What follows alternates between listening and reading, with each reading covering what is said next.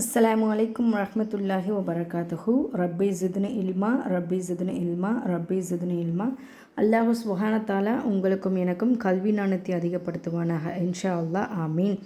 இன்றைக்கி நம்ம பார்க்கக்கூடிய லெசன்மா ரஹீக்கில் போன முறை போர் நடந்துக்கிட்டு இருந்ததை பற்றி பார்த்தோம் இல்லையா, அதோட கண்டினியூஷன் இன்ஷா அல்லாஹ் அந்த முறை பார்க்கலாம். சிறப்புமிகு ஒப்பந்தம். மேற்கூறப்பட்ட போருக்கு பின், அதாவது நம்ம போன லெசனில் பார்த்தோம் இல்லையா போர், அதை பற்றி அப்படியே இங்கே எக்ஸ்பிளைன் பண்ணுறாங்க. சங்கை மிக்க மாதமான துல்ஹதாவில் ஹிஸ்புல் ஃபுலூல் அப்படின்ற இந்த சிறப்புமிகு ஒப்பந்தம் ஏற்பட்டிருக்கு. ஓகேவா? குறைஷி கோத்திரத்தை சேர்ந்த ஹாஷிம், முத்தலிப், அசத் இப்னு அப்துல் உஜ்ஜா, ஜுஹ்ரா இப்னு கிலாப், தைமு இப்னு முர்ரா என்ற குடும்பத்தை சேர்ந்த எல்லாருமே என்ன பண்ணியிருக்காங்க, இதற்கான ஏற்பாட்டை செஞ்சுருக்காங்க. இவங்களில் அப்துல்லா இப்னு ஜதன் இருக்காங்க இல்லையா, அவங்க வயது முதிர்ந்தவராகவும் ரொம்ப மதிப்பு மிக்கவராகவும் இருந்ததுனால அவர் வீட்டில் தான் எல்லாரும் என்ன பண்ணியிருக்காங்க, ஒன்று கூடியிருக்காங்க இந்த ஒப்பந்தம் நிறைவேற்றப்படுறதுக்கு. இந்த ஒப்பந்தம் எதுக்காக அப்படின்னு பார்த்தீங்கன்னா, மக்காவாசிகளாக இருந்தாலும் சரி, வெளியூர் வாசிகளாக இருந்தாலும் சரி, அவர்களுக்கு யாருக்கேனும் அநீதி இழைக்கப்பட்டால் அந்த அநீதியை என்ன பண்ணணும், சரி செய்து அவங்களுக்கு நீதி கிடைக்க செய்யணும் அப்படின்றதில் எல்லாரும் முயற்சி செய்யணும், ஒன்றிணைந்து முயற்சி செய்யணும் அப்படின்றதான் இந்த உடன்படிக்கையோட நோக்கமே.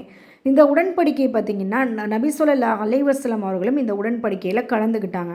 இந்த உடன்படிக்கை நம்ம ரசூலுல்லாவுக்கு நபி பட்டம் வர்றதுக்கு முன்னாடி நடந்த ஒப்பந்தமாகும். நபி ஸல்லல்லாஹு அலைஹி வஸல்லம் அவர்கள் என்ன சொல்லியிருக்காங்க அப்படின்னா, இந்த ஒப்பந்தத்தை பற்றி நபித்துவம் கிடைத்ததுக்கு அப்புறம் அப்துல்லா இப்னு ஜதன் வீட்டிற்குள் நடந்த ஒப்பந்தத்தில் நான் கலந்து கொண்டேன்.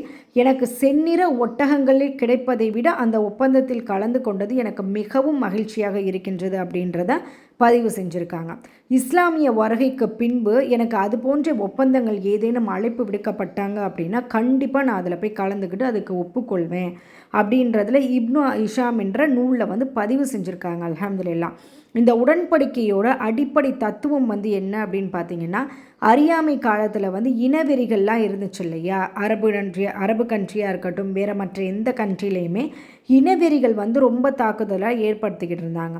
அந்த சமயத்தில் தான் இந்த இனவெறி தாக்குதலை ஏற்பட்ட அநீதங்களை முடிவுக்கு கொண்டு வர்றதுக்காக தான் என்ன பண்ணியிருக்காங்க, இந்த உடன்படிக்கையை கொண்டு வந்தாங்க. இந்த உடன்படிக்கை ஏற்படக்கூடிய காரணமும் ஒன்று இருக்குது. அதாவது ஜுபைது கோத்திரத்தை சேர்ந்த ஒருத்தர் வணிக பொருட்களை மக்கா நகருக்கு கொண்டு போய் அதை விற்று கொண்டு வருவோம் அப்படின்றதுல போயிருக்கார். அப்போ சமாவை சேர்ந்த ஆஸ் இப்னு வாயில் அப்படின்றவர் என்ன பண்ணியிருக்காரு, சரக்கை வாங்கிட்டு அதற்குள்ள விலையை கொடுக்க மறுத்துட்டார்.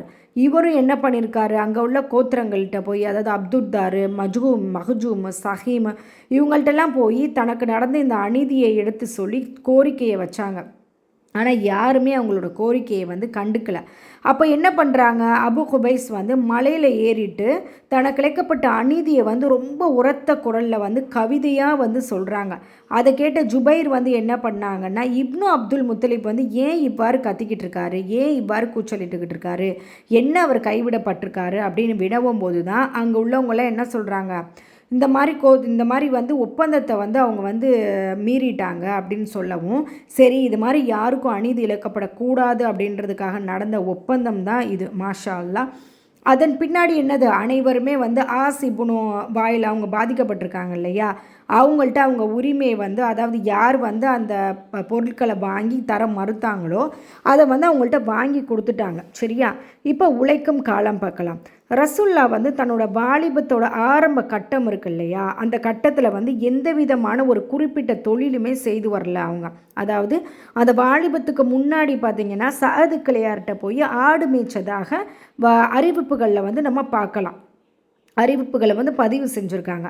அவ்வாறு மக்காவாசிகளில் அப்போ உள்ள பழக்கம், அதாவது மக்காவாசிகளும் சரி மற்ற எல்லா நாடுகளுமே என்ன பண்ணுவாங்க, ஒரு வேலை செஞ்சாங்க அப்படின்னா அப்போல்லாம் ரூபா அவ்வளோ பெருசாக இது பண்ண மாட்டாங்க இல்லையா, தானியங்கள் கொடுத்து, அதாவது பண்டமாற்று முறை மூலம்தான் இந்த மாதிரி தொழில் நடத்துவாங்க. இந்த மாதிரி அப்போ உள்ளது என்ன, அங்கே உள்ளது கோதுமை, பார்லி, அரிசி, இந்த மாதிரி அவங்க போய் வாங்கிக்கிட்டு இந்த மாதிரி ஆடு மேய்ச்சி கொடுத்துட்டு வருவாங்க.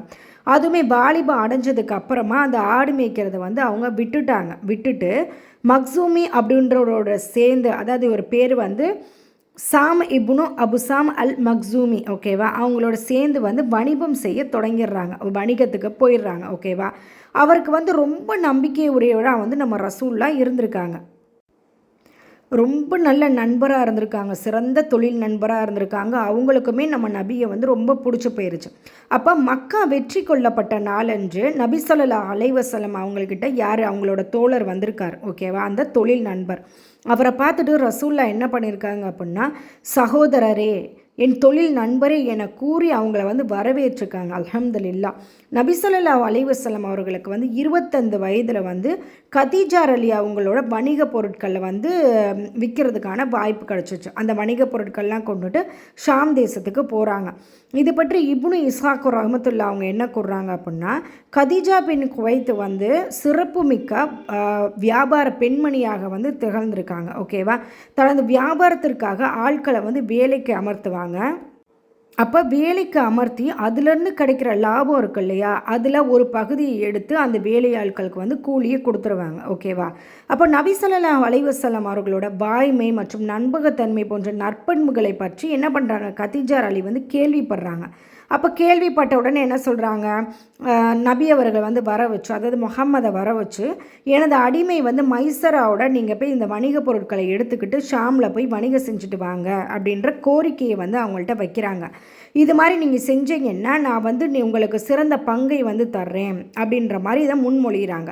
அப்போ ரசூல்லாவும் என்ன பண்ணிக்கிட்டாங்க, அது அல்ஹம்துலில்லாஹ் ஏற்றுக்கிட்டாங்க. ரசூல்லா வந்து வியாபாரம் செய்கிறாங்க அப்படின்னா, ஒரு பொருள் இப்போ ஒரு துணி விற்கிறாங்க அப்படின்னா அந்த துணியில் ஏதாவது குறை இருக்குது, இல்லை ஏதாவது ஓட்டை விழுந்திருக்கு, இல்லை ஏதாவது கிழிஞ்சிருக்கு அப்படின்னா அதை சொல்லி தான் விற்பாங்களாம். அவங்களோட வாய்மை வந்து அங்கே உள்ள எல்லா மக்காவாசிகளுக்குமே தெரியுமா, அல்ஹம்துலில்லாஹ். ஓகே, இப்படி இந்த மாதிரி போய்கிட்டு இருக்கு.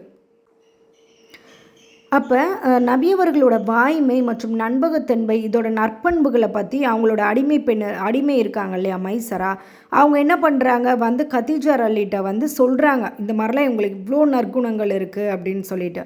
அப்போ கதீஜா அலியும் இவ்வளோ காலம் இவ்வளோ வியாபாரம் செஞ்சு வராத லாபத்தை வந்து நபியவர்கள் வந்ததுக்கு அப்புறமா இவ்வளோ லாபம் நம்ம பெற்றிருக்கோம் அப்படின்றத மனசார அவங்க வந்து என்ன பண்ணிக்கிருக்காங்க, ஒத்துக்கொள்கிறாங்க, ஓகேவா. அப்போ இவங்க என்ன பண்ணுறாங்க, கதீஜா அம்மையாரை வந்து எவ்வளவோ அரபு பணக்காரங்கள் வந்து மறுமணம் பண்ணிக்கிறதுக்காக போய் பொண்ணு கேட்குறாங்க. கதீஜா அலி வந்து அவங்களோட ஃபஸ்ட்டு கணவன் வந்து இழந்துட்டாங்க. அவங்க வந்து ஒரு விதவை பெண்ணாக இருக்காங்க. அதனால் அங்கே உள்ள பணக்காரர்கள் எல்லாருமே போய் அவங்கள பொண்ணு கேட்டு அவங்க என்ன பண்ணுறாங்க, மறுமணம் முடிக்கிறதுக்கு மறுத்துடுறாங்க. ஆனால் முகம்மது அவங்களுடைய குணங்கள் வந்து அவங்களுக்கு ரொம்ப பிடிச்சி போய் அவங்க என்ன பண்ணுறாங்க, தன்னோட ஃப்ரெண்டு, அவங்க பேர் வந்து என்னன்னு பார்த்தீங்கன்னா நஃபீஸா ஃபிந்து முரப்பிஹ், அவங்கள்ட்ட போய் இந்த எண்ணத்தை வந்து வெளிப்படுத்துகிறாங்க. நான் இந்த மாதிரி முகம்மதை வந்து மேரேஜ் பண்ணலான்னு நினைக்கிறேன் அப்படின்னு சொல்லிட்டு. அப்போ நஃபீஸா என்ன பண்ணுறாங்க, இவங்களோட விருப்பத்தை போய் முகம்மதுக்கிட்ட சொல்லி அவங்களோட ஒப்புதலை வாங்கிட்டு வருவோம் அப்படின்றதுக்காக போகிறாங்க. நபி அவர்களும் ஒத்துக்கிட்டாங்க. ஏன்னா கதீஜா இப்போ நபி அவர்களோட குணங்கள் பற்றி எப்படி கதீஜா அம்மையாருக்கு தெரிஞ்சிருக்கோ அதே மாதிரி கதீஜா அம்மையாரோட குணங்கள் பற்றியும் ரசூல்லாவுக்கு தெரியும் இல்லையா. ஏன்னா அவங்களோட இதில் தான் அவங்க வணிகம் பண்ணியிருக்காங்க அப்படின்னும் போது தெரியும் இல்லையா. ஸோ அவங்களும் ஒத்துக்கிட்டாங்க. இப்போ நபி ஸல்லல்லாஹு அலைஹி வஸல்லம் அவர்கள் என்ன பண்ணுறாங்க அப்படின்னா, தன் தந்தையோட சகோதரர்கள்ட்ட போய் இதை பற்றி கூறுறாங்க. எதனால் அப்படின்னா, இப்போ ரசூல்லாவோட பாப்பா வந்து சிறு வயதிலேயே மவுத்தாயிட்டாங்க, ஓகேவா. ரசூல்லா சிறு வயதில் இருக்கும் போதே அவங்க பாப்பா மவுத்தாயிட்டாங்க. அதுக்கப்புறம் அவங்க பாட்டனார் தான் அவங்கள வளர்த்தாங்க. பாட்டனாருக்கு அப்புறம் யார் வளர்த்துருக்கா, அவங்களோட பெரிய தந்தை வளர்த்தாங்க இல்லையா. ஸோ தந்தையோட ஸ்தானத்தில் தானே அவங்க எல்லோரும் இருக்காங்க, சகோதரர்கள் அனைவரும். ஸோ அவங்கள்ட்ட ஒப்பு கேட்டுட்டு வருவோம் அப்படின்றதுக்காக போயிருக்காங்க. அதே போல் கதீஜா அலி அவங்க சைடும் அவங்க தந்தை சகோதரர்களிட பேசி திருமணத்தை வந்து முடிவு செய்கிறாங்க. அப்போ ரசூல்லா வணிகம் நோக்கி சென்றிருக்காங்க இல்லையா ஷாம் தேசத்தில். அங்கேருந்து வந்து 3 மாதங்கள் ஆயிருக்கு அங்கேருந்து வர்றதுக்கு. அந்த 3வது மாதத்தில் என்ன பண்ணியிருக்காங்கன்னா, நம்ம நபி அவர்களுக்கும் கதீஜா அம்மையாருக்கும் கல்யாணம் முடிச்சிருக்காங்க, ஓகே. அந்த திருமணத்தில் வந்து பார்த்திங்கன்னா ஹாஷிம் கிளையாரும் முலர் கோத்திரத்தோட எல்லா தலைவர்களுமே அந்த திருமணத்தில் வந்து கலந்துட்டுருக்காங்க, அல்ஹம்துலில்லாஹ்.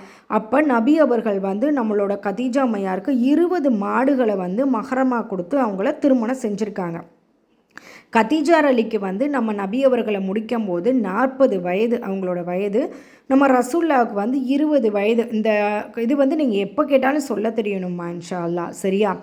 அப்போ அந்த கதீஜா அலி வந்து அறிவாலையும் செல்வத்தாலையும் குடும்பத்தாலையும் என்ன பண்ணுறாங்க, ரொம்ப மிக சிறந்த பெண்மணியாக விளங்குறாங்க. நபி ஸல்லல்லாஹு அலைஹி வஸல்லம் அவர்களுக்கு இவங்க தான் யார், முதல் மனைவி. இவங்க மரணித்ததற்கு அப்புறம்தான் ரசூல்லா வந்து வேறு ஒரு பெண்ணை வந்து மணம் முடிக்கிறாங்க. சரியா?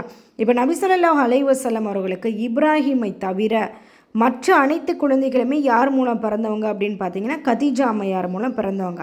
முதல் குழந்தையோட பேர் என்னன்னு பார்த்தீங்கன்னா ஹாசின். இவரோட இந்த முதல் குழந்தையோட பேரை சேர்த்து தான் நபி அவர்களை என்ன சொல்லுவாங்க அப்படின்னா அபுல் காசிம் அப்படின்ற புனைப்பெயர் வச்சு அரபு கண்ட்ரியில் கூப்பிடுவாங்களாம்.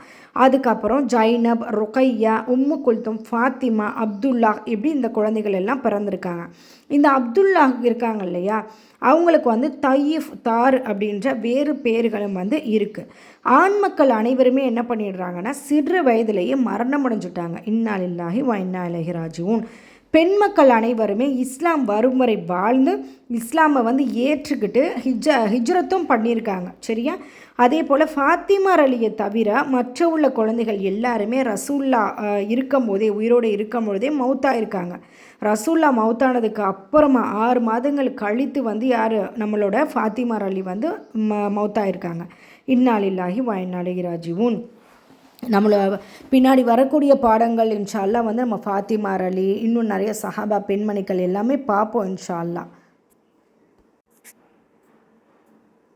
ஓகே, இப்போ அடுத்து காபாவை செப்பனிடுதல் நபி ஸல்லல்லாஹு அலைஹி வஸல்லம் அவர்கள் வந்து எப்படி நடுவர் ஆகிறாங்க அப்படின்றத இன்ஷா அல்லாஹ் பார்க்கலாம். நபி ஸல்லல்லாஹு அலைஹி வஸல்லம் அவர்களுக்கு வந்து 35வது வயதில் வந்து குறைஷியர்கள் என்ன பண்ணாங்க அப்படின்னா காபாவை வந்து புதுப்பிக்கிறாங்க. சரியா? காபா வந்து என்னென்னா ஒரு ஆளோட உயரத்துக்கு வந்து பாறைகளால் கட்டியிருக்கிறாங்க. அது யாரால் கட்டப்பட்டது? இஸ்மாயில் அலைஹிஸ்ஸலாம் அவங்களோட காலத்திலேருந்து என்னென்னா மேல் முகடு எதுவுமே இல்லாமல் 9 முழம், அதாவது மேல் வந்து ஓப்பன் பிளேஸ், ஓகேவா, 9 முழங்கள் கொண்டதாக வந்து அந்த கட்டடம் வந்து இருந்திருக்கு. அதோட சுவரும் கட்டிடங்களும் பார்த்திங்கன்னா ரொம்ப வந்து டேமேஜ் ஆகிருக்கு.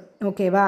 இந்த நிலையில் வந்து காபாவில் வந்து வைக்கப்பட்டிருந்த பொக்கிஷங்களை வந்து ஒரு கூட்டம் வந்து திருடி சென்றிருக்கு. அதை நபி ஸல்லல்லாஹு அலைஹி வஸல்லம் அவர்கள் வந்து இறை தூதராவதற்கு 5 ஆண்டுகளுக்கு முன்பு வந்து என்ன பண்ணியிருக்குன்னா மக்காவில் ஒரு பெரும் வெள்ளப்பெருக்கு வந்து ஏற்பட்டிருக்கு. அந்த வெள்ளப்பெருக்கில் காபா வந்து கட்டிடம் வந்து ரொம்ப அது மேலும் மேலும் ஏற்கனவே வந்து ரொம்ப பாதிப்பில் இருக்குது. அப்போ இந்த மாதிரி வெள்ளப்பெருக்கு ஏற்பட்டு இன்னும் கொஞ்சம் என்ன பண்ணியிருக்கு, பாதிப்படைஞ்சிருச்சு. சரி, ஓகே. அதன் மீது என்ன பண்ணியிருக்காங்க, அரபு மக்கள் வந்து காபா மேலே ரொம்ப வந்து பற்றும் பிரியமாகவும் இருப்பாங்க. ஏன்னா இப்ராஹிம் அலைஹிஸ்ஸலாம், இஸ்மாயில் அலைஹிஸ்ஸலாம் அவங்களால் கட்டப்பட்டது அப்படின்றதுனால அதை நல்ல முறையில் பராமரிச்சுக்கிட்டும் வந்தாங்க. சரி, அப்புறம் இந்த காபத்துல்லா மேலே இருக்கிற மரியாதையோட காரணமாக இந்த குறைஷியர்கள் வந்து என்ன பண்ணாங்க அப்படின்னா அதை புதுப்பிக்கிறதுக்காக ஒரு நிர்பந்தத்துக்கு வந்து ஆளாயிருக்காங்க. ஏன்னா ரொம்ப டேமேஜ் ஆயிடுச்சு, என்ன பண்ண முடியும், அப்போ புதுப்பிச்சாகும் அப்படின்றதுக்காக. அப்போ இது என்னென்னா ஹலாலான வருமானத்தை கொண்டு தான் நம்ம வந்து இதை வந்து ரீபில்ட் பண்ணணும். அப்போ வந்து வட்டி இருக்கக்கூடாது, விபச்சாரம் செஞ்சு வர்ற காசாக இருக்கக்கூடாது, திருட்டில் வர்ற காசாக இருக்கக்கூடாது அப்படின்றதுல எல்லாரும் கூடி ரொம்ப ஒருமித்த கருத்தை அதை வந்து முடிவெடுக்கிறாங்க. இந்த நிலையில் வந்து பழைய கட்டடத்தை வந்து எவ்வாறு இடிக்கிறது, ஏன்னா வந்து இது வந்து இப்ராஹிம் அலைஹிஸ்ஸலாம், இஸ்மாயில் அலைஹிஸ்ஸலாம் அவங்க தான் அதை வந்து வச்சுருக்காங்க. இது நம்ம வந்து எப்படி இடிக்கிறது அப்படின்றது எல்லாருமே வந்து ரொம்ப அஞ்சுனாங்க, ரொம்ப பயந்தாங்க. அப்போ வலீது இப்னு முகீரா மஹ்ஜூம் அவர் என்ன பண்ணுறாருனா கடப்பாறையை எடுத்து அவர் வந்து இது மாதிரி அல்லாஹ் கிட்ட துவா செய்கிறாரு. அல்லாவே, நான் இதை வந்து நன்மையை நாடி தான் இதை செய்கிறேன். அவங்க வந்து கடப்பாறை எடுத்து சும்மா வந்து இது பண்ணலையிலம்மா, காபத்துல்லாவை இடிக்கணுமே அப்படின்றதுக்காக இடிக்கலையே. அவங்க என்ன பண்ணுறாங்க, அல்லாஹ்கிட்ட வந்து தன்னுடைய வந்து சொல்கிறாங்க, முறையிடுறாங்க அல்லாஹ்கிட்ட. அல்லாஹ், நான் வந்து நன்மையை நாடி தான் இதை செய்கிறேன் அப்படின்னு சொல்லி ருக்னுல் யமானி இருக்கு இல்லையா, ருக்னுல் ஷாமி, அந்த 2 பகுதிகளையும் வந்து இடிக்கிறாங்க. ஸோ அவருக்கு வந்து எந்த பாதிப்பும் ஏற்படலை. அப்போ ஏற்படாததை கண்ட குறைஷியர்கள் என்ன பண்ணுறாங்க, ஓகே இதை வந்து அல்லாஹ் தஆலா வந்து அக்செப்ட் பண்ணிக்கிட்டான், அப்போ நம்ம வந்து அதை மேலும் வந்து என்ன பண்ணுவோம், இதை வந்து புதுப்பிப்போம் அப்படின்னு அந்த அச்சமெல்லாம் தெளிஞ்சு வந்து அவங்களுக்குள்ள இணைஞ்சு அதை வந்து இடிக்கிறாங்க. சரியா? இறுதியாக வந்து இப்ராஹிம் அலைஹிஸ்ஸலாம் அவர்களை அமைச்ச அஸ்திவாரம் வந்து அவங்களுக்கு தென்பட்டது. ஓகேவா? அப்புறம் காபாவை வந்து பல பகுதிகளாக பிரித்து ஒவ்வொரு கோத்திரத்தாரும் என்ன பண்ணணும், ஒரு பகுதியை வந்து கட்டி முடிக்கணும் அப்படின்றத முடிவு செய்கிறாங்க. ஓகேவா? அந்த கோத்திரத்தாரில் பாகும் என்ற ரோமானிய பொருளியல் வல்லுநர், அதாவது இன்ஜினியர் இருக்கார் இல்லையா, அவர் மேற்பார்வையில் வந்து கட்டடங்கள் வந்து அந்த காபத்துல்லா வந்து கட்ட ஆரம்பிக்கிறாங்க. இறுதியாக ஹஜ்ருல் அஸ்வத்தோட கல் இருக்கு இல்லையா, அந்த இடம் வந்தபோது அதற்குரிய இடத்துல வந்து அது யாரை வைக்கிறது? ஏன்னா ஹஜ்ருல் அஸ்வத்தோட மகிமை என்ன, சொர்க்கத்தோட ஒரு கல். அந்த இடம் வர்றப்போ யார் அதை வைக்கிறது அப்படின்னு அவங்களுக்குள்ள ஒரு சலசலப்பு ஏற்படுது. அப்போ ஒரு சர்ச்சை வந்து இந்த சர்ச்சை வந்து ஒரு 4-5 நாட்களாகவே தொடர்ந்து நடந்துக்கிட்டு இருக்கு. சர்ச்சை வந்து ரொம்ப கடுமையாகி போராக மாறிடுமோ அப்படின்ற அளவுக்கு வந்து அப்போ சர்ச்சை வந்து நடந்துக்கிட்டு இருக்கு. அவங்க வந்து இதில் வந்து அபாயம், அதாவது இதில் வந்து ஒரு அச்சம் வர்ற அளவுக்கு அவங்களுக்கு வந்து இருந்திருக்கு. அப்போது அபு உமையா இப்னு முகீரா மக்ஜூமி என்ன பண்ணுறாருன்னா, மக்கள்கிட்ட போய் இப்புனித பள்ளிவாசலோட முதலாக காலையில் யார் வந்து நுழையிறாங்களோ அவங்கள வந்து இதுக்கு நடுவராக்கி ஆலோசனை வந்து நம்ம ஒப்புக்கொள்ளலாம் அப்படின்ற மாதிரி கூறுறாங்க. இந்த கருத்தை என்ன பண்ணுறாங்க, எல்லாருமே வந்து மனமாற ஏற்றுக்கிட்டாங்க. ஓகே, அடுத்த நாள் வந்து எல்லாரும் வெயிட் பண்ணுறாங்க, ஆவலோட காத்திருக்கிறாங்க, யார் வந்து ஃபஸ்ட்டு வரப்போகிறா, யார் வந்து கௌபத்துல்லாவோட அந்த முடிவை வந்து எடுக்க போகிறா அப்படின்றத. அல்லாஹ்வுடைய நாட்டம், அல்ஹம்துலில்லாஹ், நம்மளோட நபி அவர்கள் முஹம்மது அவர் தான் வந்திருக்கிறாங்க. அப்போ எல்லாருமே சொல்கிறாங்க, அந்த மக்காவாசிகள் எல்லாருமே என்ன சொல்கிறாங்க, என்ன சொல்கிறாங்க அப்படின்னா, இவர் வந்து ஒரு நம்பிக்கைக்குரியவர் பாருங்கன்றார். நபி அவர்கள் வந்து நபி பட்டம் பெறுறதுக்கு முன்னாடியே எவ்வளோ ஒரு நல்ல குணங்கள், நல்ல ஒரு பேர் வாங்கியிருக்காங்க அப்படின்றத. அப்போ இவர் ஒரு நம்பிக்கைக்குரியவர், அதனால் இவரை நாங்கள் வந்து ஏற்றுக்கிறோம் அப்படின்னு சொல்லிட்டு அவங்கள வந்து ஏற்றுக்கிறாங்க. அப்போ நபி ஸல்லல்லாஹு அலைஹி வஸல்லம் அவர்கள் வந்து தங்களுக்கு அருகில் வந்து வரவும் அவங்க நடந்த விவரத்தெல்லாம் சொல்கிறாங்க. இந்த மாதிரி நாங்கள் நேற்று ஒரு 5 நாளைக்கு முன்னாடி இதெல்லாம் வந்து நாங்கள் இவ்வளோ முடிவெடுத்து வச்சுருக்கோம் அப்படின்னு. அப்போ நபி அவர்கள் வந்து ஒரு விரிப்பை வர வச்சு அதை நடுவில் என்ன பண்ணுறாங்க அப்படின்னா, ஹஜ்ருல் அஸ்வத்தோட கல்லை வந்து வைக்கிறாங்க. அப்புறம் சச்சரவிட்டு கொண்டிருந்த எல்லா அந்த கோத்திரத்தோட தலைவர்கள் இருக்காங்க இல்லையா, எல்லாரும் யார் தூக்குறது, இது யார் தூக்கி வைக்கிறது, உங்கள் கோத்திரமா எங்கள் கோத்திரமா அப்படின்னு ஒரே அடிதடியாக இருக்கிற சமயத்தில் ரசூல்லா என்ன பண்ணுறாங்க அப்படின்னா, அந்த துணி மேலே வச்சு எல்லாருமே அதை பிடிங்க, எல்லாரும் ஒரு கை பிடிங்க அப்படின்னு சொல்லி அதை எல்லாரும் தூக்கிட்டு போய் காபத்துல்லாக்கு அருகில் வந்த உடனே அதை தனது கரத்தால் அந்த ஹஜ்ருல் அஸ்வத்தை வந்து உரிய இடத்துல எடுத்து வைக்கிறாங்க. பார்த்தீங்களா, மாஷா அல்லாஹ். அதாவது எல்லாருமே அதில் பங்கு கொள்கிறாங்க. இறுதியாக வந்து நம்ம நபி அவர்கள் வந்து அந்த ஹஜ்ருல் அஸ்வத்தோட கல்லை வந்து எடுத்து வைக்கிறாங்க. இது வந்து எல்லாருமே இது ஒப்புக்கொண்டு ரொம்ப அழகான முறையில் வந்து இந்த கூட்டம் வந்து என்னது ரொம்ப அழகாக நிறைவடைஞ்சிச்சு.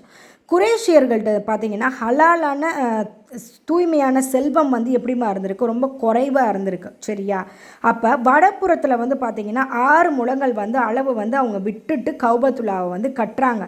ஏன்னா அந்த இடத்துக்கு வந்து ஹதீம், அதாவது ஹஜ்ர் அப்படின்று கூடப்படுது. ஓகேவா, தங்களை விரும்பாத எவரும் வந்து கௌபத்துல்லாவில் நுழையக்கூடாது அப்படின்றதுக்காக காபாவோட வாயில் வந்து என்ன பண்ணுறாங்க, உயரத்துக்கு, அதாவது அந்த காலத்தில் வந்து எல்லாருமே ஒன்றா இருந்திருக்காங்க இல்லையா, மக்கால யூதர்கள், கிறிஸ்டினு, முஸ்லீம், இன்னும் நிறைய சிலை வணக்கங்கள் பண்ணுறவங்கலாம். அப்போ இவங்கெல்லாம் வந்து என்ன பண்ணிடக்கூடாது, காபத்துல்லா வந்து எதுவும் சேதம் பண்ணிடக்கூடாது, இல்லை எந்த திருப்பி நடந்துடக்கூடாது. அதனால் என்ன பண்ணுறாங்க, அதை வந்து உயரமாக கட்டுறாங்க. காபாவை வந்து 15 முழம் வந்து உயர்த்தின உடனேயே 6 தூண்களை நிறுவி அந்த முகடை வந்து அமைக்கிறாங்க. சரியாம்மா, இந்த அமைப்பு வந்து பார்த்திங்கன்னா காபா வந்து ஏற்குறைய ஒரு சதுரமாக ஒரு ஸ்கொயர் ஷேப்பில் வருது. சரியா, அதோட உயரம் பார்த்திங்கன்னா 15 மீட்ரு. அப்போ ஹஜ்ருல் அஸ்வத் இருக்கு இல்லையா, அந்த பகுதியும் அதன் எதிர்ப்புற பகுதியோட அகலம் வந்து பார்த்திங்கன்னா 10 மீட்ரு வருது. ஓகே, தவாப் செய்கிற இடத்துலேருந்து ஹஜ்ருல் அஸ்வத் வந்து 15 மீட்டர் உயரத்தில் வந்து வைக்கப்பட்டிருக்கு. இன்ஷால்லா நான் உங்களுக்கு நெக்ஸ்ட் இதில் வந்து அந்த காபத்துல்லாவோட அந்த இன்ஷால்லா ஃபோட்டோ நான் வந்து லிங்க் பண்ணுறேன். சரியா, உங்களுக்கு அது கொஞ்சம் புரிஞ்சுக்க முடியும் ஈஸியாக, அல்ஹம்துலில்லாஹ். அப்போ காபாவோட வாசலில் வந்து தரையில் இருந்து 2 மீட்ரு உயரத்திற்கு வந்து காபாவோட அஸ்திவாரத்தை வந்து முட்டு சுவர் மாதிரி கட்டி வந்து அதை என்ன பண்ணுறாங்க, எழுப்புறாங்க. ஓகே, அதோட உயரம் பார்த்திங்கன்னா 25 சென்டிமீட்டர், அதாவது 1/4 மீட்டர் அளவுக்கு. அதோட அகலம் வந்து 30 சென்டிமீட்டர். இதற்கு ஷாதர்வான் அப்படின்னு சொல்கிறாங்க. ஓகேவா, இதுவும் காபாவோட சேர்ந்த ஒரு பகுதி தான். ஆனாலும் குரேஷியர்கள் வந்து அதை தவிர்த்து மற்றதை வந்து உள்ளடக்கி வந்து கட்டியிருக்காங்க. இது வந்து தபரி, இப்னு ஹிஷாம்ன்ற நூல்களெல்லாம் பதிவாயிருக்கு. அல்ஹம்துலில்லாஹ்.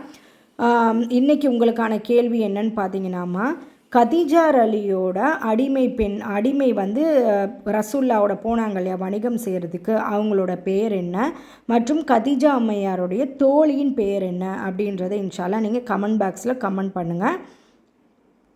அஷ்ஹது அல்லா இலாஹ இல்லா அன்த அஸ்தோஃபிர்க வதூபு இலஹி.